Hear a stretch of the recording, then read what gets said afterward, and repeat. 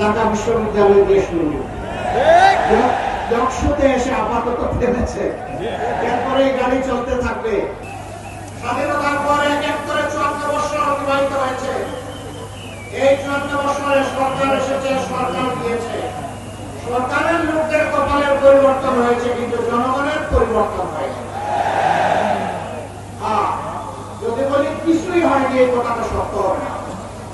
তবে যা হওয়ার দরকার ছিল তা হয়। কেন হয়নি? যারা নির্বাচনের আগে বাজার থেকে নতুন নতুন দাবি তুলি নিয়ে মক্কা শরীফে আর বের হয় ইলেকশনের ক্যাম্পেইনে, কারো বাড়িতে গেছে গিয়ে বলে আপনার সাথে পরে বসবো, আগে চাষার খবরটা দিয়ে রাত করে আসে। কোন চাষা? আপনার আব্বা জানে। আমার আব্বা তো এখনো জীবিত আছে। বুঝছেন?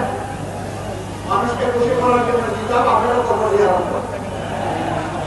কিন্তু যখন নির্বাচন চলে যায়, ও আরো বলে, সুন্দর করে বলে, যার চেহারায় চোখ করে বলে, ভাই আপনারা আমার ভাইয়ের মতো লাগে।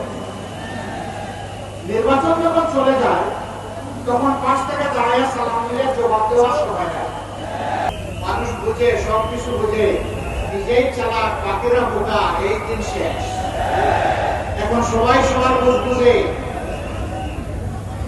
প্রিয় সম্মানিত জনগণ, আমার কাছে লাগছে কেন?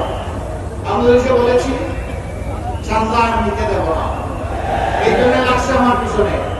আমি বলেছি দুর্নীতি করবো না এবং দুর্নীতি করতেও দেব না। আমি বলেছি দুর্নীতি করতে পারবেন না এবং বগলের তলে দুর্নীতিবাজকে আশ্রয় দিতে পারবেন না। ওই তো আমার বিরুদ্ধে লেগে গেছে, চান্দি গরম হয়ে গেছে। আপনাদের চট্টগ্রামে এখন চৈত্র মাস চলতেছে, তাই না?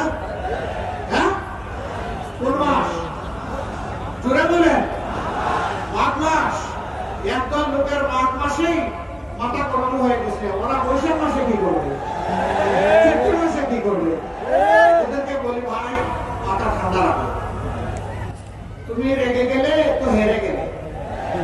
ওরা আসলে তাদের হার মেনে নিয়েছে। উত্তর দিছে, হ্যাঁ জানা আছে, একটা স্মরণ করাই গিয়ে বলবেন, এইটাই বলতে চাইছিলাম। ঢাকা বিশ্ববিদ্যালয়ের দেশ যক্ষতে এসে আপাতত থেমেছে, এরপরে গাড়ি চলতে থাকবে। যেভাবে চলেছে ওইভাবে ইনশাআল্লাহ। ভয়ে সাতশো পাবলিক বিশ্ববিদ্যালয়ের অতি বিচক্ষণ, সুশিক্ষিত, উচ্চশিক্ষিত, সেন্সিবল আমাদের ছেলেমেয়েরা রায়কে বলে দিয়েছে, আমরা তান্নাবাজির পক্ষে নাই, এবার আমরা ইনসাফের পক্ষে দেশ গড়তে চাই। ওই 5 বিশ্ববিদ্যালয়ে যা হয়েছে, বিইজনিল্লাহ ইনশাআল্লাহ তাআলা আযীম, আগামী 12 তারিখ 56,000 বর্গ মাইলের 18 কোটি মানুষের পক্ষ থেকে সেটাই হবে ইনশাআল্লাহ।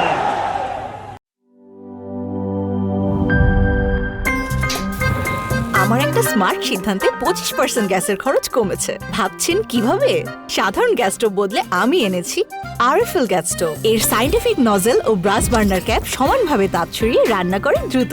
তাই গ্যাসও বাঁচায় 25%, টাকাও বাঁচে 25%। আরএফএল গ্যাস স্টোভ নিরাপদ ও গ্যাস সাশ্রয়ী।